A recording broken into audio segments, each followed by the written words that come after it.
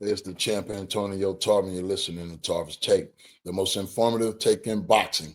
Just remember where you heard it first. I want to start, man. They got a big fight card this weekend coming to you from San Antonio, Texas.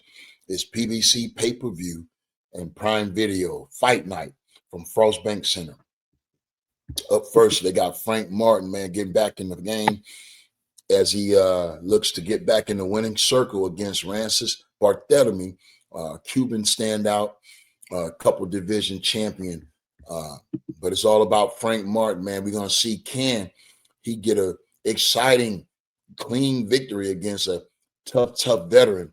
Francis Bartholomew right now at age 40, past his prime, but he still, definitely knows how to box, from that Cuban style.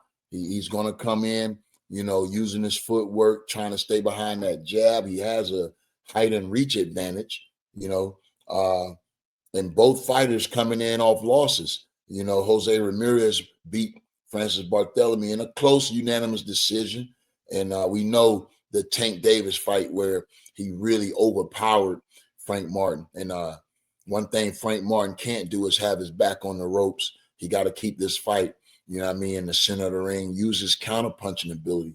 And being the younger fighter by 10 years, his energy should be enough, to put enough pressure on Bartholomew and win this fight one way or another. So I look for Frank Martin to be victorious, in that fight.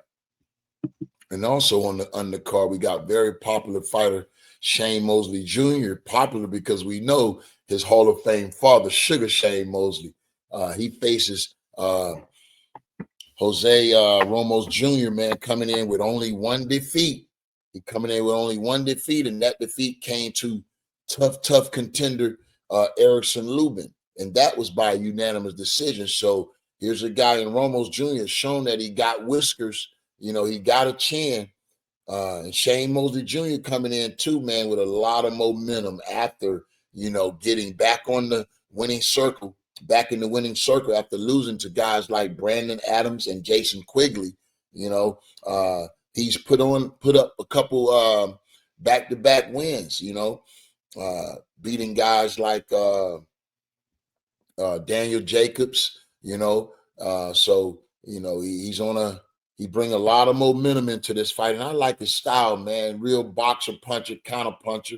I think with Shane Mosley Jr., he was trying to find the weight that he really, could really grow at. And I think 160 is it. He come in with a height advantage here, as well as a 5-inch reach advantage. He's going to have to use that reach advantage significantly in this fight. It's for the interim WBC middleweight championship. So, man, the winner get a belt and he gets in line for a title shot. So it's real high stakes right now, for Sugar Shane Mosley Jr. If he's ever to become champion, this will be a big win to put him closer to that goal. So, he don't want to fumble this fight. He got to win and look good in this one, man. I think this is set up for him to do that. But Jose Ramos Jr. ain't going to give it to him. He's going to have to earn it, man. He's going to have to earn it. So look for Shane Mosley and to see what fight he bring this weekend. Islam Lara, man, WBA middleweight champion was due to face and unify against Jenabek Alam Connolly, but the fight has since been canceled, bro. Jenabek had an adverse testing in his blood work, which they found it was to be PED, so that fight's going to be canceled. Hopefully we get that fight in 2026 once Jenabek get everything worked out and cleaned out, bro. And but right now he faced fringe contender Joan Gonzalez. I don't think this fight even come close to what Jenabek was bringing to the table. So Lara gets what you would call a real tune-up fight as he faces fringe contender Joan Gonzalez, who just was stopped by Jose Ramos Jr. earlier in 2024.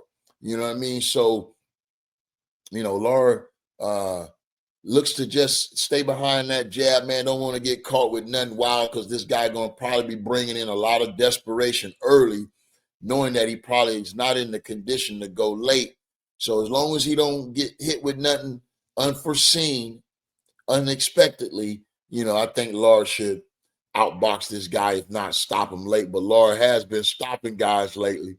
So he's finding that power now that, he's not young enough to be moving around as much. He's sitting down on his punches. And that, he could start being a much better puncher, which has shown that he's improved, And on the co-feature, this fight was underneath the Lara fight originally, but it moves up now one spot to the co-feature spot. And I think this is a really good contested fight between two real fighters, man, and champions at that. Ashaki Ice Water Foster, man. And when you think about Ice Water, that's the type of fighting style he has. He's cool under pressure. You feel me? Cool under pressure. Has one of the best catch and shoot games I've seen as of late. He really likes to stay in the pocket, a la James Toney, and he shoots those counter shots back at you.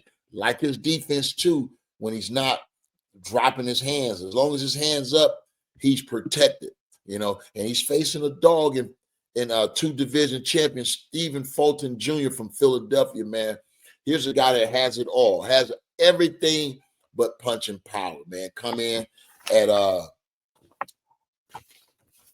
23-1 with 8 knockouts, only 8 knockouts. And that's what I was speaking of.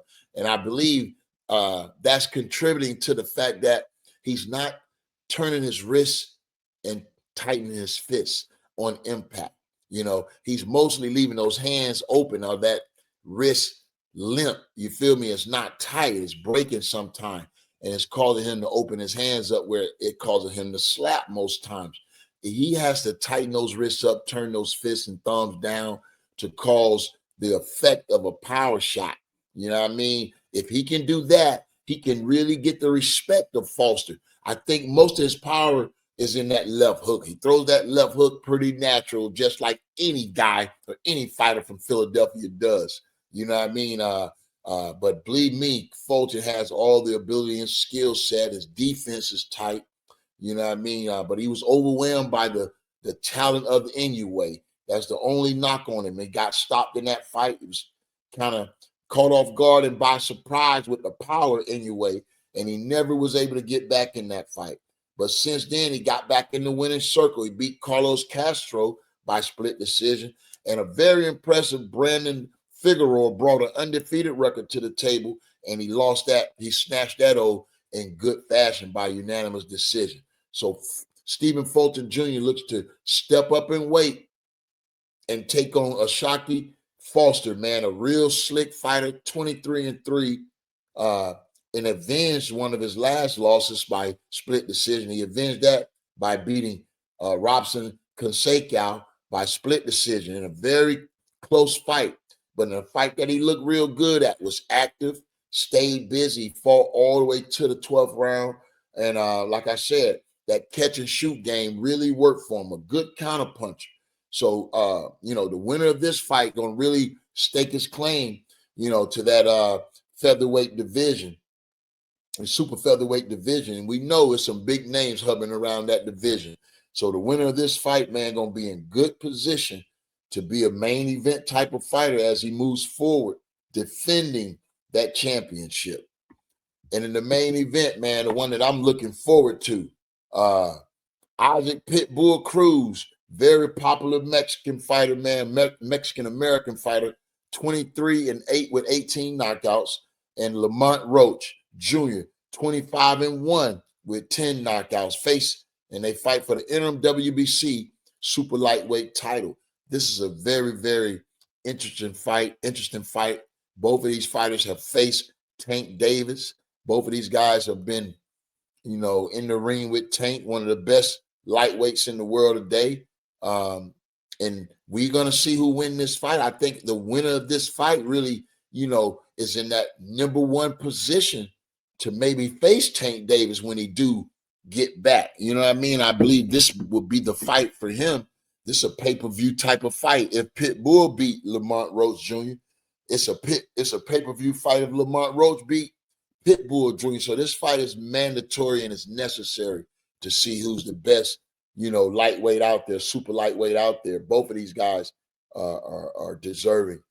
You got Isaac Pitbull Cruz, man, aggressive power puncher, man, put a lot of pressure on his opponents.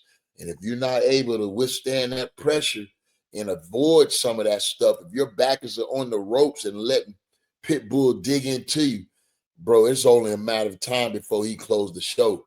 You know what I mean? That's right up his alley. That's the fight that he loves. You know what I mean? But it was those other slick boxers like Tank, Venezuela, and those guys that outboxed him. You know what I mean? Kept him out on the end of that jab. And I believe Lamont Rose Jr. has the ability to do that. He's going to have to give him angles, keep him moving, keep him circling. You don't want to go straight back with a guy like Pitbull Cruz.